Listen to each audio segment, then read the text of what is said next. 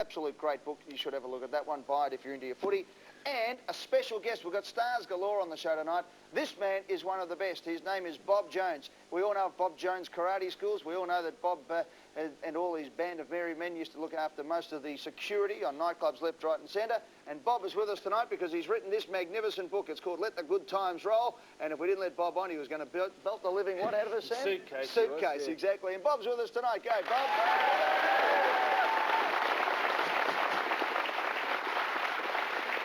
Bob, I've had the pleasure of reading the book. It is absolutely sensational. Great times in there. People who've come up through the 60s, 70s and early 80s will really love a lot of this. Tell us about the time you were the bodyguard for the Rolling Stones in Australia.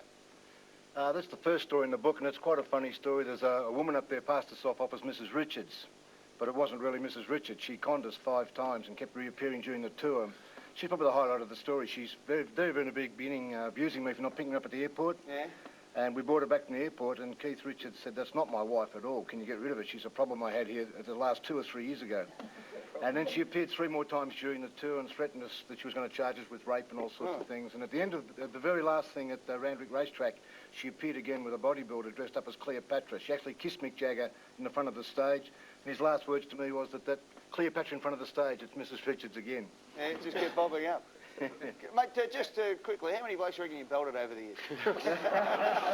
I stopped counting after 1,000. Okay. Bobby, just very quickly, Bobby, what did you think of Matthew Lloyd's headbutt? I mean, fair dinkum.